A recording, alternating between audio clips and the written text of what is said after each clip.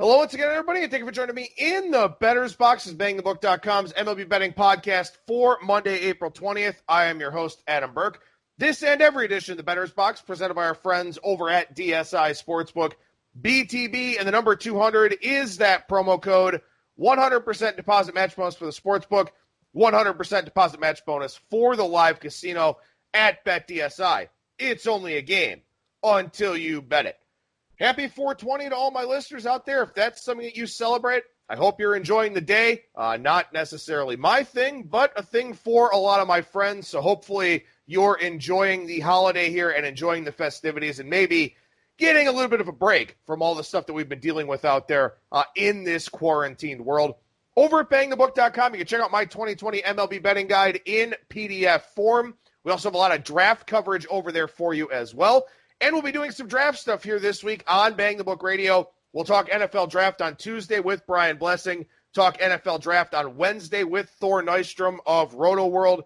Then on Thursday, I'll give you some final draft thoughts as part of the Bettor's Box.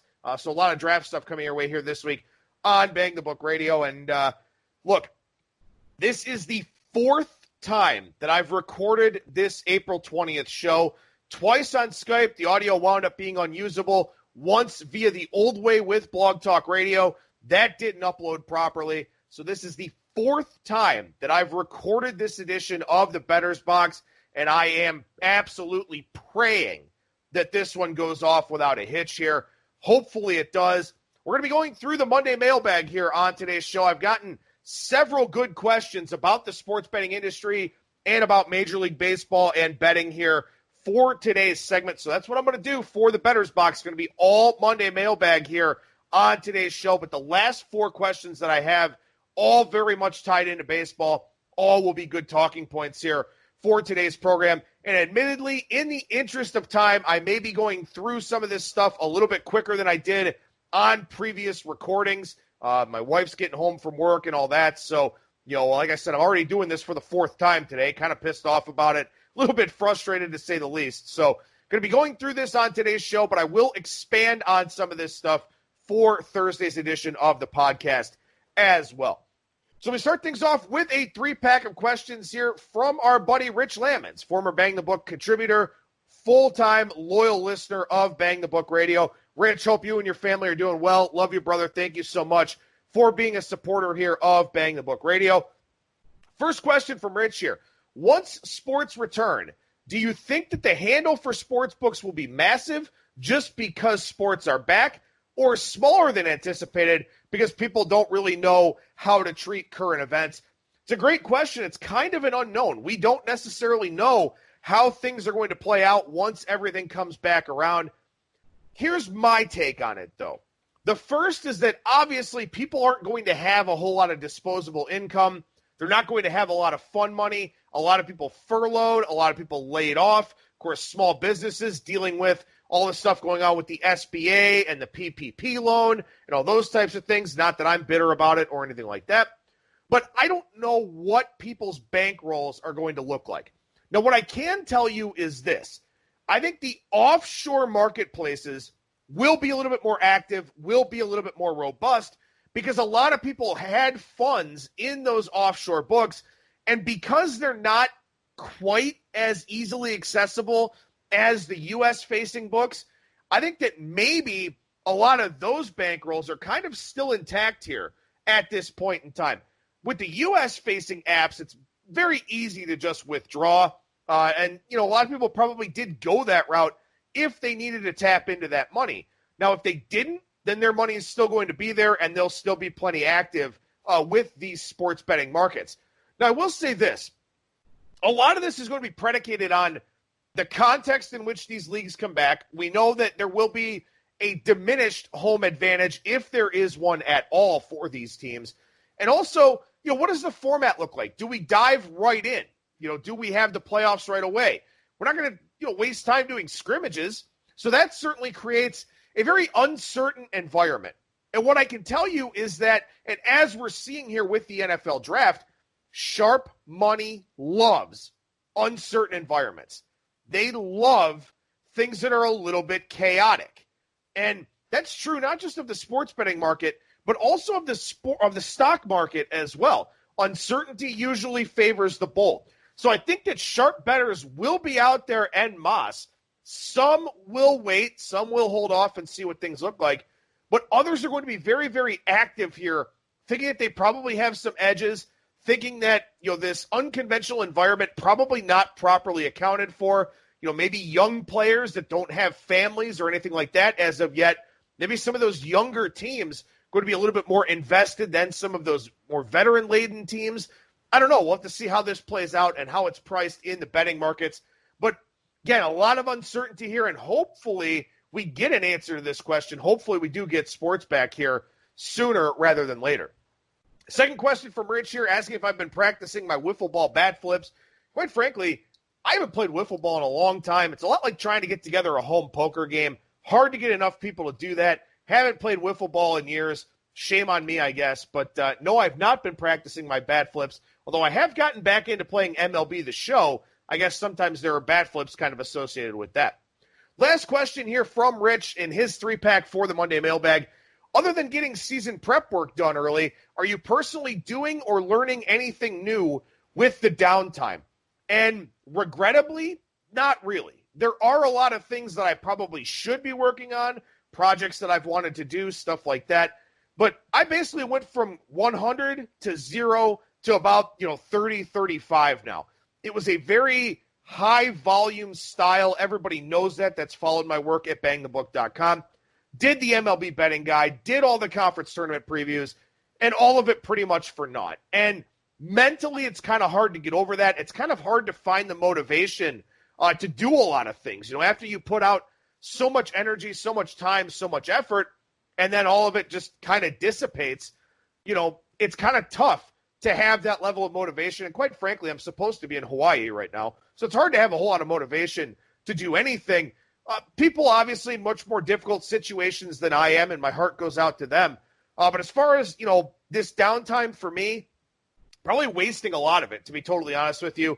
Been trying to work on some personal writing, some travel stuff, things like that, kind of writing for a different audience type thing. But, as far as learning anything new, as far as working on anything in particular, no, not necessarily. We'll be doing some college football power ratings and stuff as we get some more clarity on what's going to happen. I just wrote over 100,000 words in the MLB betting guide for the season to maybe complete half or so of its games. So not real enthused about putting a lot of effort into something that may not happen. And of course, there's really not a whole lot of equity right now in trying to get prepared for that season because a lot of these markets have already been opened up with win totals, games of the year, stuff like that.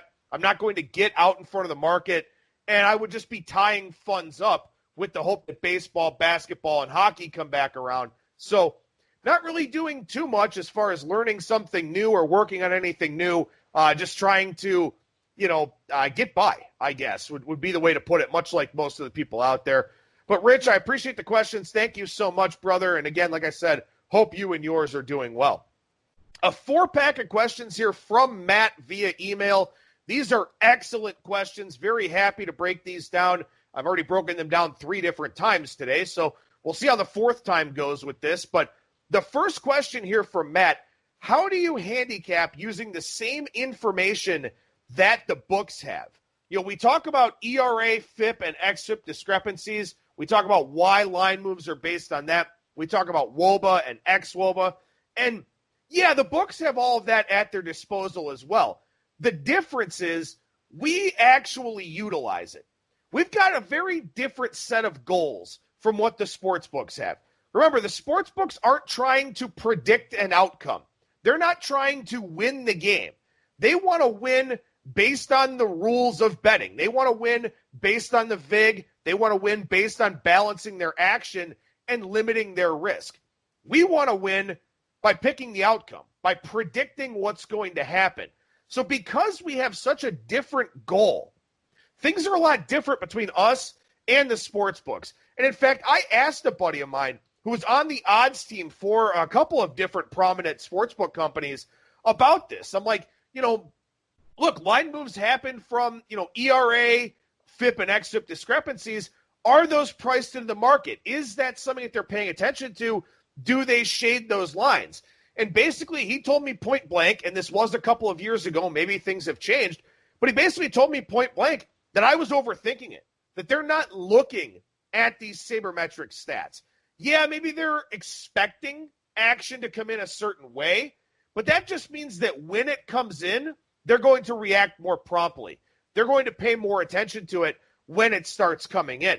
Maybe there are some statistical indicators, or maybe they'll wind up shading prices on big favorites, something like that. Guys like Sale, DeGrom, Buehler, in particular when they're playing against really bad teams, which again, a lot of people will argue that the value in betting on baseball is taking underdogs, and that could very well be true.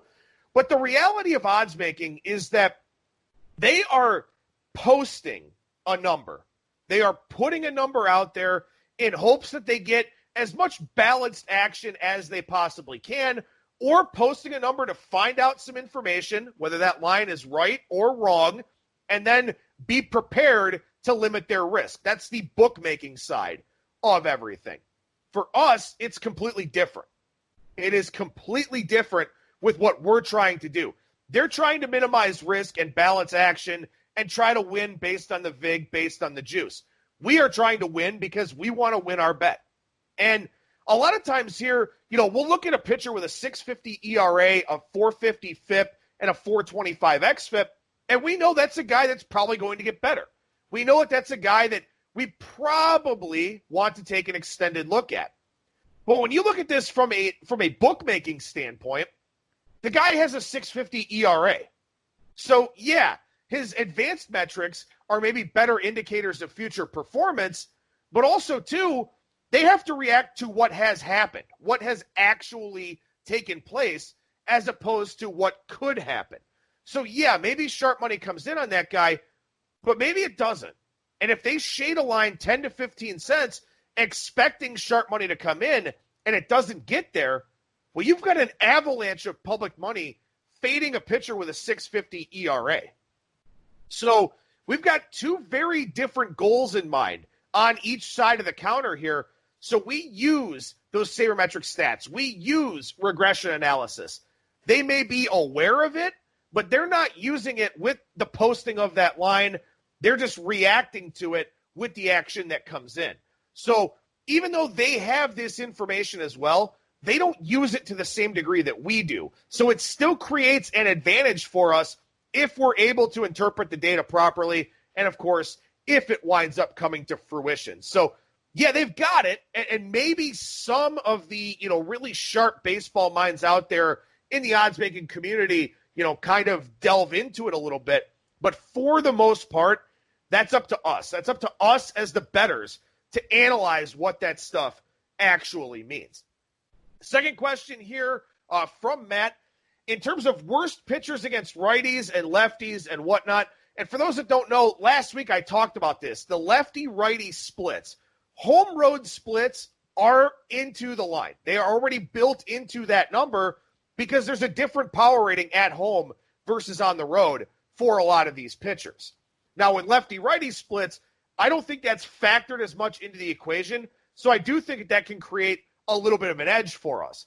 Now, Matt's question here, because last week I looked at the top pitchers against righties and against lefties, and what we kind of noticed was that righties were very good against both righties and lefties at the top end. And Matt's kind of wondering here what the causation is for that. And really what it boils down to is that a lot of the best pitchers just happen to be right-handed. When you look at the top 50 individual F-WAR seasons dating back to 2010, and that's using the Fangraphs calculation of wins above replacement player, only 12 of those 50 seasons are from left-handed pitchers. And moreover, only 7 different pitchers are on that list. And furthermore, 3 of those 7 seasons rank 45th, 47th, and 48th with Patrick Corbin, CC Sabathia, and Dallas Keuchel, respectively. Now, the other 4 guys, Clayton Kershaw, Cliff Lee, Chris Sale, David Price. So obviously those are some upper echelon left-handed pitchers. What it really boils down to, quite frankly, is just that 70% of the pitchers out there, essentially, are right-handed. 70% of your plate appearances, if you're an everyday player, will be against a right-handed pitcher. So it's just a larger sample size. And simply by the law of averages, you're going to have more right-handed pitchers that have the potential to be elite because you just have a higher number of them. And that really is the case here. If you look overall, if you don't just cherry pick the best of the best and you look overall, lefty pitchers on the whole do better against left-handed batters than right-handed pitchers do. That just is what it is.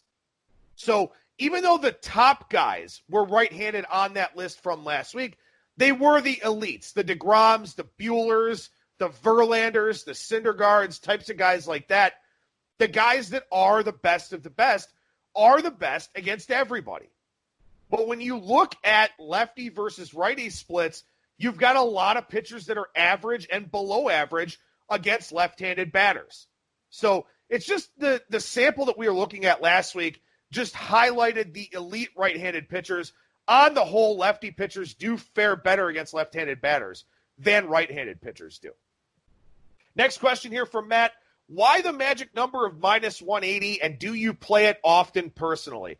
And again, the reference that Matt's making here is that I've talked in the past about how over the last 5 years, favorites of minus 180 or higher have been extremely profitable. Very, very profitable. Betting it blind has been really, really advantageous for bettors that are out there. Now, admittedly, it was just an arbitrary number. It was just a number I looked at in the killersports.com database.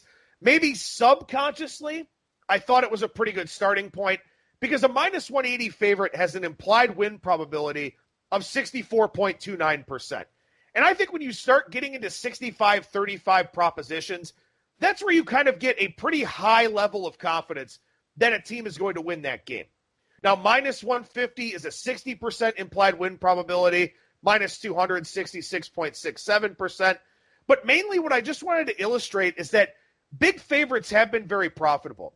And part of this is because when you look around at the composition of the 30 teams in Major League Baseball here, 10 are trying to win. 10 are perennial playoff teams.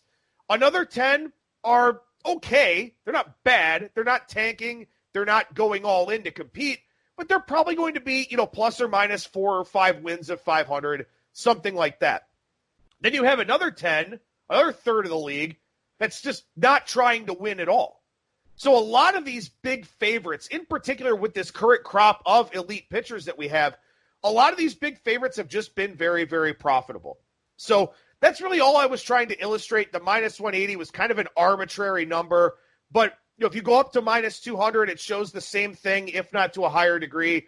Minus 220, minus 225, so on and so forth. When you get down to the minus 140s, minus 150s, it's not like a blind bet winning proposition. But at minus 180 or higher, it is. Now, why is that the case? Again, you've got a third of the teams that are really good, a third of the teams that are trying to be good, and a third of the teams not trying at all. Another part of it is that, again, betting lines are based so much on the starting pitcher. And we've got some really big dichotomies between starting pitchers here at this point in time, not to mention the big dichotomies between the lineups that are out there. So you just naturally get a lot of big favorite scenarios with the way that Major League Baseball is set up here. Now, just as a frame of reference, just something to illustrate how baseball is different, a minus 180 favorite in baseball looks like a lot. A minus 180 moneyline favorite in the NFL, probably a 3.5-point favorite. A minus 220 favorite, about minus 4. Minus 240 favorite, minus 5.5. We don't necessarily think of those as big favorite roles, but in baseball we do. So, just kind of an interesting little frame of reference there, kind of a comparison point with Major League Baseball and something like the NFL. Finally, this is my favorite question here from Matt, so I'll spend a little bit more time on this one. Last week, or maybe it was 2 weeks ago, I talked about stabilization points. I talked about which statistics stabilize early, which ones we can look at with a high degree of reliability, a high degree of confidence. So Matt's question here is, am I missing something, or is stabilization one of, if not the most useful concept to understand and apply to handicapping, fantasy sports, and all things gambling?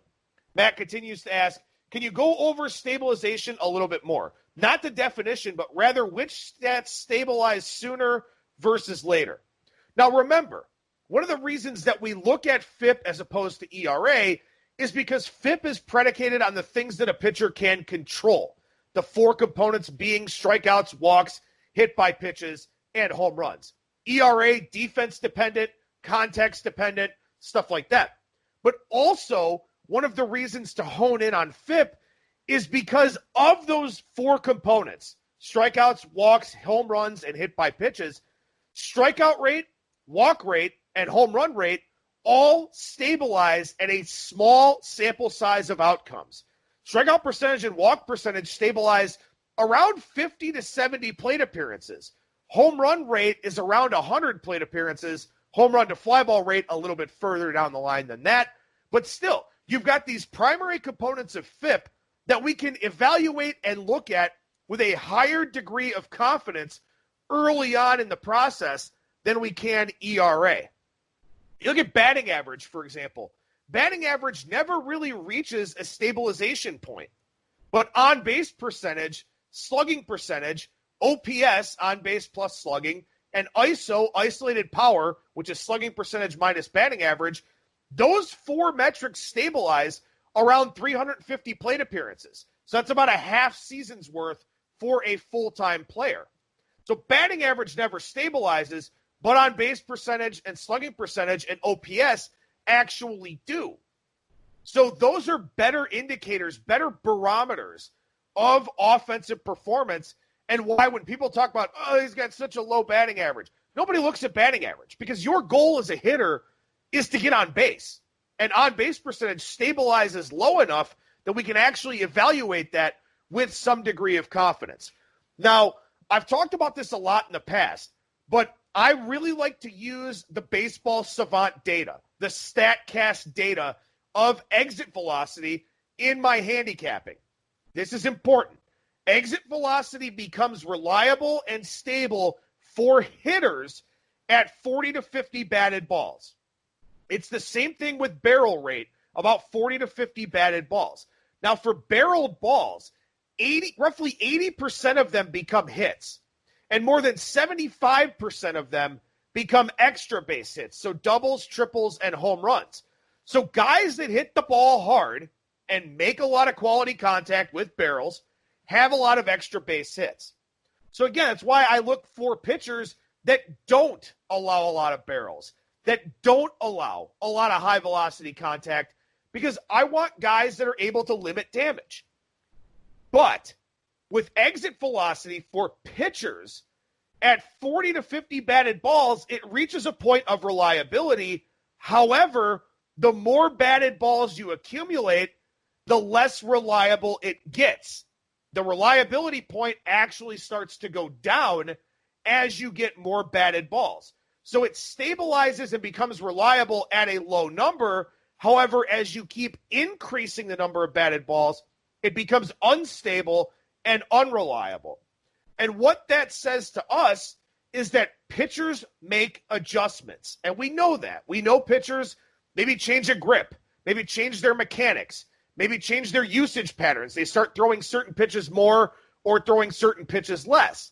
So as the sample size gets bigger, because pitchers are always trying to find that sweet spot, we see less reliability with exit velocity for them. Now, that being said, just because it's not statistically significant doesn't mean that it's something that we can't use in a handicapping context.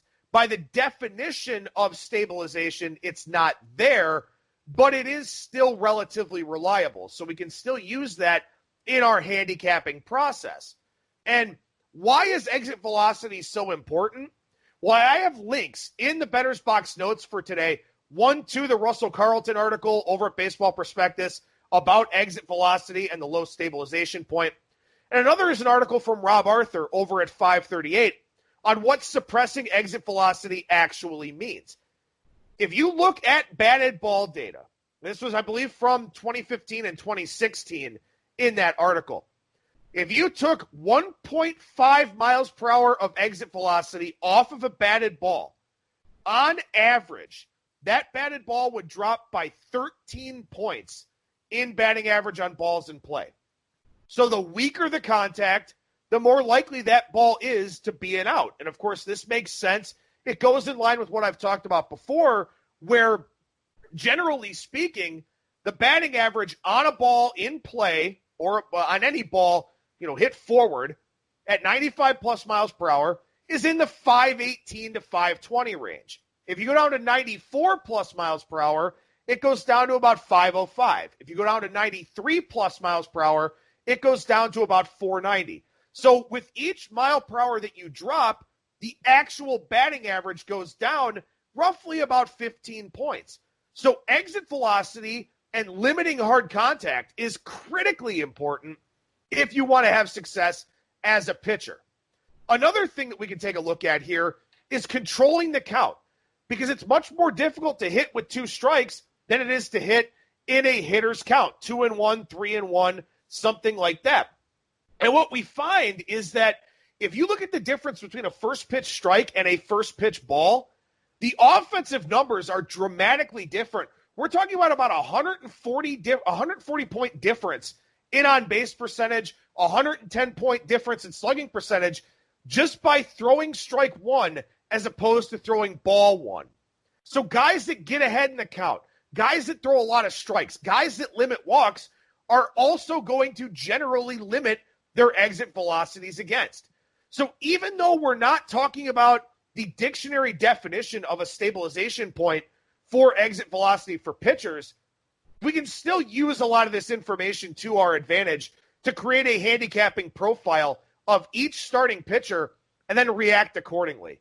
So the big takeaway here is that hitters reach stabilization points much quicker than pitchers. And one of the things I mentioned previously with Rich's questions is that a lot of sharp bettors try to capitalize on high variance and uncertain markets. Just naturally, overall, pitchers are a high variance environment. So that gives us the opportunity to really dig deep, use regression analysis, use these metrics and this data that's out there, and find pitchers that we want to back or we want to fade. One last thing I'll mention here for this segment of the Bettor's Box is that another thing that I look for here is I like to look for injury indicators, because as I just talked about, throwing strikes, being ahead in the count suppresses exit velocity.